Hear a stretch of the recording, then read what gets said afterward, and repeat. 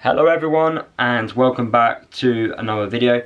Today's video I'm here to give you my match reaction following the 2-1 home defeat against Sunderland. I've just got home from the game. I've managed to gather my thoughts and here they are. And I'm going to start off by saying I felt we didn't deserve to lose that. I thought the players put in a good enough performance to walk away from the game at least with a point. In terms of winning the game, I felt our final ball quality wasn't quite good enough. It wasn't quite consistent enough throughout the 90 minutes. But I did felt we did do enough to walk away with a point. And it's a shame really, because after the performance we had against Watford on Saturday in the derby, we did use our momentum and bring it into this game. But unfortunately, one or two moments did let us down, and it went to the team that's in form, that's flying high at the right end of the championship. And I didn't think Sunderland were amazing today, but what teams do is when they do win promotion, or if they are having a good season, they win when they're not 100%. I felt Sunderland weren't really in second gear today, and they still managed to walk away with the 3 points. I thought attacking wise they were good.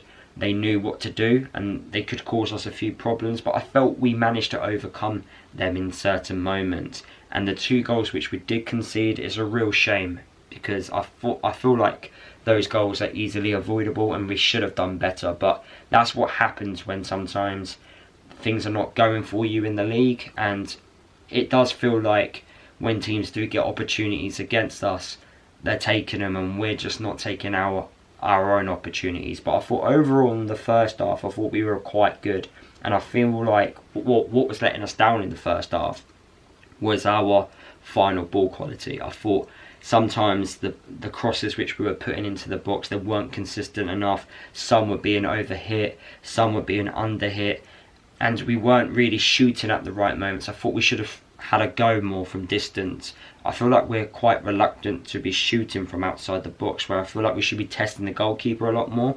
I can't really remember too many saves which the Sunderland goalkeeper actually got to do, but we need to be testing keepers a lot more. I know it's good putting these balls into the box and letting Sunderland defend them, but in terms of actual real opportunities, we need to be doing a little bit more. And I felt like if we were a bit consistent with our final ball quality, we would have troubled Sunderland quite easily, because you look at their centre-halves, only one's an actual natural centre-half. 09 really isn't a centre-half. I remember him being a defensive midfielder for Wickham. He isn't really a centre-back. I feel like he's just filling there at centre-half. And he's quite small.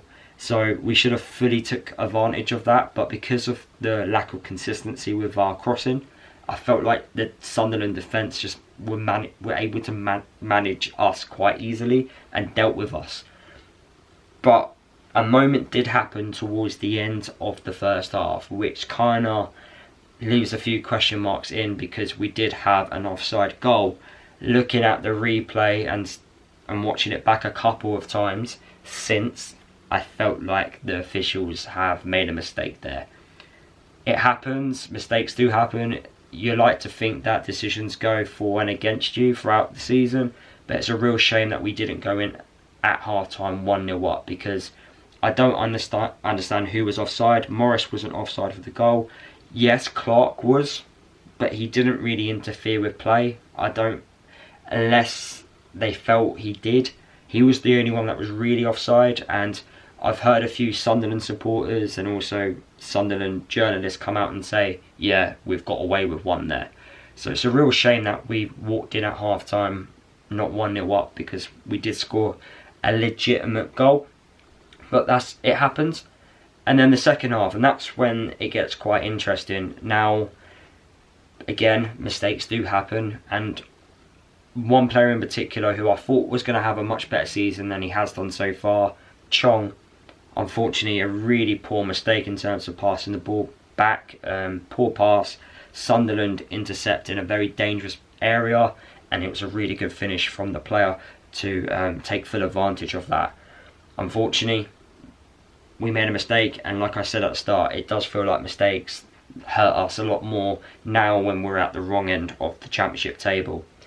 But I felt like it didn't take us too long to overcome that. I thought they could have easily got a second goal quite quickly. I feel like when we do concede, we need to try and ruin that momentum and the pace of the game for the other team, because I feel like they get that confidence to feel like they can push on and get the second quite quickly and to kill the game off.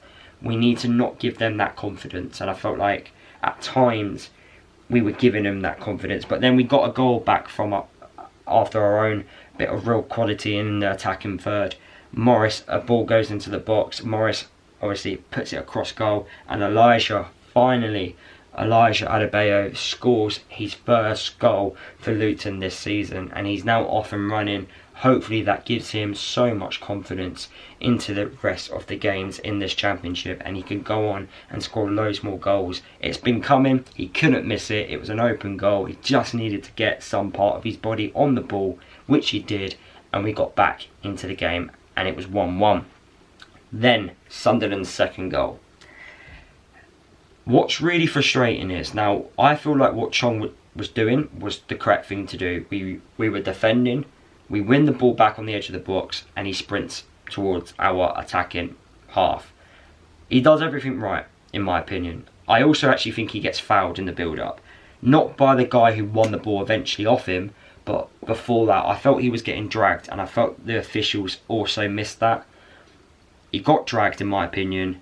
Sunderland then win the ball back. But what I'm a little bit more frustrated in is the fact that there was no movement or intensity from other Luton players around Chong. You know, Chong can't do it on his own. He needs other players around him to want the ball. And I felt like there wasn't. And I felt like Chong was made to do it on his own. And he's really good at doing that, actually. He is quite good, and he causes a lot of problems by doing that. He wins a lot of fouls. But on this particular occasion, I thought he was fouled. Sunderland then win the ball back. They play it to the left-hand side. And I felt throughout the whole game, really, Sunderland were proper targeting Moses and Hashi. And the player gets the ball, he cuts inside and he shoots, and it's a really good finish. But you learn at a very young age, you know, I always learned, you don't allow a player to cut inside and shoot. That's really poor defending. You can't blame that on Chong. You could blame the first goal on Chong. I don't think you can blame the second one on him. I think that's quite harsh. I still think Sunderland had still a lot to do in order to get that second goal, but we made it easy by allowing the player to come inside into that space, to cut inside and shoot. That's on the defensive line. Moses, Hashi, the midfielders, where are they? Why are they not closing that down? Why are we allowing a player to cut inside and shoot? That for me was a real shame, because I felt like we were on top. Once we got that goal, we had that confidence, that momentum, but then Sunderland kind of shut it down, really, and then got their second goal. In terms of the substitutions, and I do want to talk about the subs, I thought Edwards got it wrong with Zach Nelson. Now, I haven't seen enough from Zach Nelson, which suggests to me he should be ahead of certain players that were on the bench. I thought it was the wrong one. I feel like he's not quite ready yet, and from what I've seen, I think the correct substitution should have been Woodrow, because it was what Chong was coming off because he was a number 10. Zach Nelson coming on as a number 10, I feel like it didn't quite work out. He then moved into the midfield, and I just don't think it works. I felt like the sub should have been Chong for Woodrow or Chong for Taylor. That should have been the correct substitution, in my opinion. I thought that was wrong. I understood why Elijah came off, because he's played 90 minutes on Saturday. We also play on Saturday lunchtime, so we need to look after him a little bit, manage our players. And I thought Brown did make himself useful at times. But I felt like after we did those substitutions, we weren't winning our battles in the midfield like we have been doing throughout the whole game. We weren't getting onto those loose balls, and we weren't really troubling Sunderland as much as we were prior to them scoring their second goal. I think we did lose a little bit of confidence. But also, I do want to mention, what is the point on Taylor coming on for 5 minutes? I'm not being funny, he probably touched the ball once. That's not fair on him. It really isn't. I know he's coming on to try and score a goal, but that sub should have been made 10 minutes earlier. Give him an actual opportunity to score. I think it was quite harsh, in my opinion. I feel like Taylor needs to be coming on sooner. And if I'm being honest with you, we might as well send him out on loan in January if we're going to keep doing this, because he's not going to score goals if you give him 3 minutes a game. It's just not, it's not going to happen. So I do feel sorry for him a little bit. Towards the end of the game, there was, right, the last moment of the game, in fact, there was a shout for a penalty.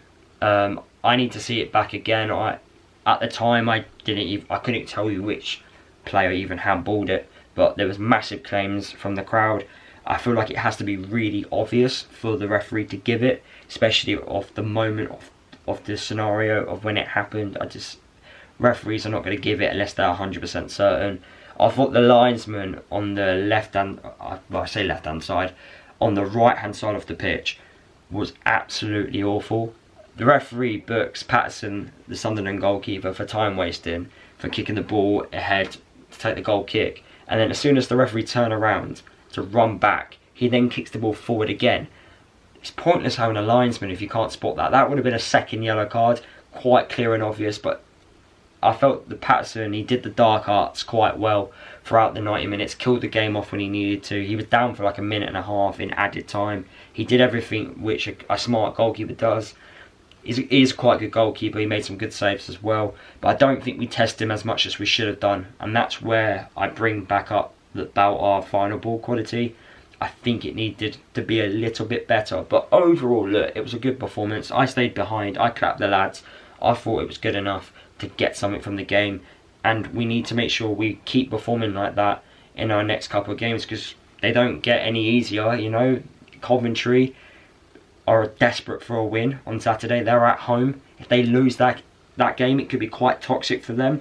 After that, for us, we get West Brom, Cardiff, who look like they're, you know, starting to get some form going, Middlesbrough away, and then it's international break. So look, I would like to go into that international break with 2 points per game. So you think we've got Coventry, West Brom, Cardiff and Middlesbrough. That's 8 points there. If we do 2 points a game. So look, I really would want us to start picking up more points. Get 2 points a game for the remaining of the season, or try to, and climb up that championship table. Sunderland weren't amazing tonight, and if that's the level we've got to get to, I think we can get there quite easily. And look, we weren't fully strengthened at the back either, but I thought Tom Holmes and McGuinness were brilliant at the back. Tom Holmes was definitely my man of the match. So yeah, good performance I think from certain players. One or two there's a few question marks on them, but hopefully, look, we bounce back from this defeat with a win against Coventry on Saturday.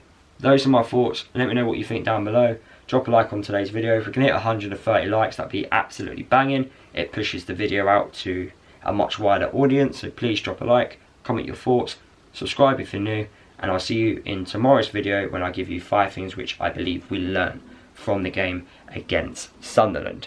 See you tomorrow.